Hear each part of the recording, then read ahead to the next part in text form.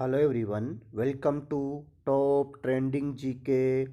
दोस्तों, आज की इस वीडियो में 16 जनवरी को एसएससी जीडी में सेकंड शिफ्ट में जितने भी जीके के क्वेश्चन पूछे गए थे उनको डिटेल से डिस्कस करेंगे। तो बढ़ते हैं अपने पहले क्वेश्चन की तरफ। और पहला क्वेश्चन है, किसके कारण हड्डियां कमज़ोर होती है। तो आपसे पूछा गया था किसके कारण हड्डियां कमज़ोर होती है, तो इसका सही आंसर हो जाएगा कैल्शियम। हड्डियों के कमज़ोर होने का मुख्य वजह है कैल्शियम। जैसे जैसे उम्र बढ़ती है, शरीर हड्डियों को पोषक तत्व देने के बजाय कैल्शियम और फॉस्फेट को अवशोषित करने लगता है, जिससे हड्डियां कमज़ोर हो जाती है और इसी प्रक्रिया को बोलते हैं ओस्टियोपोरोसिस। तो इसका सही आंसर आपको करना था कैल्शियम। बढ़ते हैं नेक्स्ट क्वेश्चन की तरफ। नेक्स्ट क्वेश्चन है, हरित क्रांति के जनक नॉर्मन बोरलॉग किस देश से हैं। तो इसका सही आंसर करना था आपको अमेरिका। जो नॉर्मन बोरलॉग है वो एक अमेरिकी कृषि वैज्ञानिक थे और नॉर्मन बोरलॉग को ही बोलते हैं हरित क्रांति के पिता। फूलदेई महोत्सव किस राज्य में होता है। तो इसका आंसर आपको करना था उत्तराखंड। फूलदेई महोत्सव होता है उत्तराखंड में और ये एक वसंत ऋतु महोत्सव है और यह चैत्र के पहले दिन मनाया जाता है। जो यहाँ पे दही वर्ड है इसका अर्थ होता है हलवा या खीर, जो कि सफ़ेद आटे व दही से बना होता है। तो गाइस, जिसका सही आंसर आपको करके आना था उत्तराखंड। बढ़ते हैं नेक्स्ट क्वेश्चन की तरफ। असम सरकार द्वारा दिया जाने वाला असम वैभव पुरस्कार किसे दिया गया। तो मैं आपको बता दूं, जो असम सरकार के द्वारा 3 पुरस्कार दिए जाते हैं। पहला है असम वैभव, दूसरा असम सौरव और तीसरा है असम गौरव। जो इस बार असम वैभव पुरस्कार है ये दिया गया था डॉक्टर तपन सेकिया को और ये एक असम का सर्वोच्च नागरिक पुरस्कार भी है।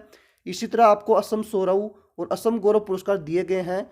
इन सभी का नाम आपको याद रखना है, ये भी आपको नेक्स्ट शिफ्ट में देखने को मिल सकता है।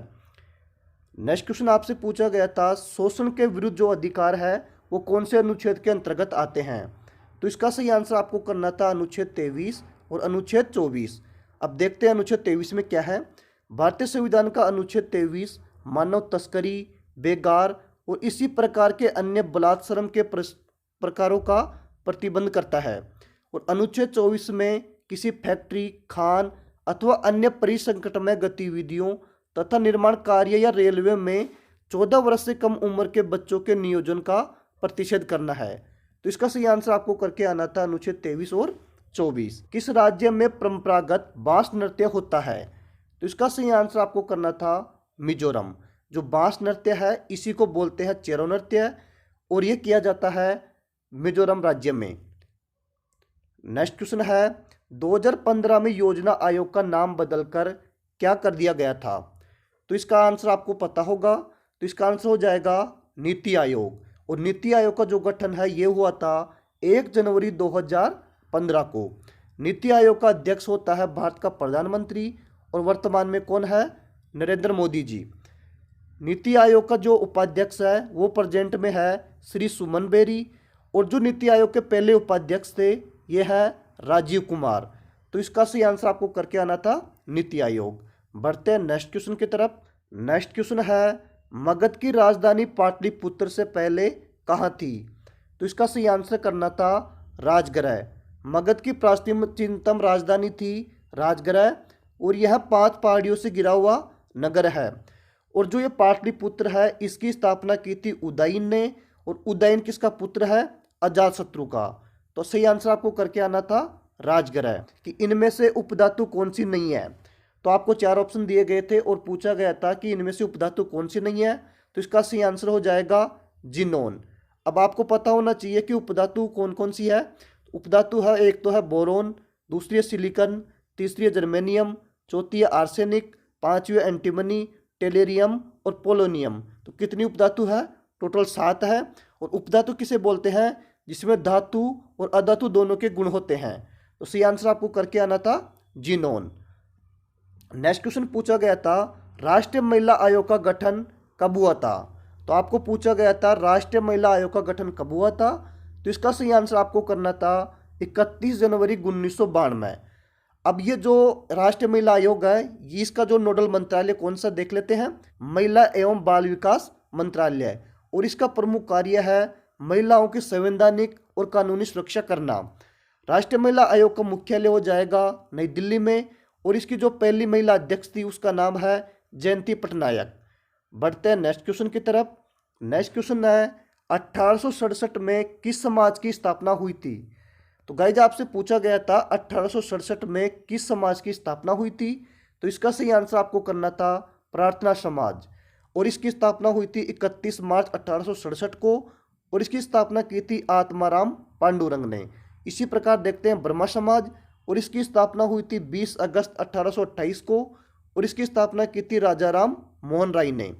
अब देखते हैं आर्य समाज, और आर्य समाज की स्थापना की थी स्वामी दयानंद सरस्वती ने, और इसकी स्थापना की थी 1875 में। इसी प्रकार देखते हैं रामकृष्ण मिशन, और इसकी स्थापना की गई थी रामकृष्ण परमहंस के द्वारा, और इसकी स्थापना हुई थी 1 मई 1897 को। अंडर 19 विश्व कप 2022 कहाँ आयोजित किया गया था? तो आपको बताना क्रिकेट का अंडर 19 विश्व कप 2022 कहाँ आयोजित किया गया था, तो इसका सही आंसर आपको करना था वेस्ट इंडीज। बढ़ते हैं नेक्स्ट क्वेश्चन की तरफ। नेक्स्ट क्वेश्चन पूछा गया था ई अमृत 2.0 मिशन निम्नलिखित में से किससे संबंधित है? तो आपको ये ऑप्शन दिए गए थे, इनमें से आपको बताना था कि जो ई अमृत 2.0 है किससे संबंधित है, तो इसका सही आंसर आपको करना था नियमित पानी की आपूर्ति। प्रधानमंत्री ने शहरी क्षेत्रों को बदलने के लिए 2 योजनाएं शुरू की है, एक तो थी अमृत 2.0 और दूसरा है स्वच्छ भारत मिशन शहरी 2.0। कौन राज्य विधानसभा सत्र के दौरान अध्यादेश पारित करते हैं? तो आपको बताना है राज्य विधानसभा सत्र के दौरान कौन अध्यादेश पारित करता है, तो इसका सही आंसर हो जाएगा राज्यपाल। भारत के विधानसभा के अनुच्छेद 213 में राज्यपाल के अध्यादेश जारी करने की संबंधित है। जब राज्य विधानसभा सत्र में नहीं होती तो राज्यपाल अध्यादेश को प्रख्यापित कर सकता है। इन अध्यादेशों को राज्य सरकार द्वारा इसके पुण्य समन्वित होने से 6 सप्ताह के भीतर अनुमोदित किया जाना चाहिए, तो इसका सही आंसर आपको करना था राज्यपाल। नेक्स्ट क्वेश्चन देखते हैं गुलाबो सपेरा नर्तकी किस नृत्य से संबंधित है? तो आपको बताना था जो गुलाबो सपेरा है वो कौन से नृत्य से संबंधित है, तो इसका सही आंसर हो जाएगा कालबेलिया। अब मैं आपको बता दूं जो गुलाबो सपेरा है इसी को बोलते हैं गुलाबो बाई, और ये कालबेलिया जाति की प्रसिद्ध नृत्यांगना थी, और इसे ही बोलते हैं गुलाबो सपेरा। कालबेलिया नृत्य भारत के राजस्थान राज्य का एक लोक नृत्य है, और इसे ही बोलते हैं सपेरा नृत्य, या इसे बोलते हैं snake charmer dance. Next question आपको बास्केटबॉल से संबंधित पूछा गया था, तो देखो इसमें आपको ध्यान रखना है इससे संबंधित कुछ कप और ट्रॉफियां हैं, जिनमें इंपॉर्टेंट है नेहरू कप और एक कप फेडरेशन कप। बास्केटबॉल में होता है 5 खिलाड़ी। अब एग्जैक्ट क्वेश्चन क्या पूछा गया था आपको कमेंट करके बताना है कि बास्केटबॉल से संबंधित क्या पूछा गया था।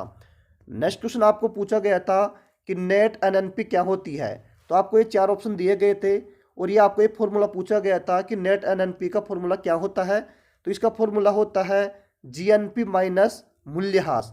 तो इसका सही आंसर आपको करना था ऑप्शन ए। रेलवे में नैनो गेज की कुल लंबाई कितनी होती है? तो इसी टाइप से आपको एक क्वेश्चन पूछा गया था कि रेलवे में नैनो गेज की कुल लंबाई कितनी होती है, तो जो छोटे गेज होते हैं उन्हें ही बोलते हैं नैरो गेज, और इसमें जो 2 पटरियां होती है उनके बीच की दूरी होती है 2 फीट और 6 इंच। नेक्स्ट क्वेश्चन है कोप 27 का आयोजन कहाँ हुआ था? तो आपको बताना था कि कोप 27 का आयोजन कहाँ हुआ था, तो इसका आयोजन हुआ था मिस्र के शर्म अल शेख में, और यह हुआ था 7 से 18 नवंबर 2022 को। सभी 19 क्वेश्चन आज के सेकंड शिफ्ट में पूछे गए।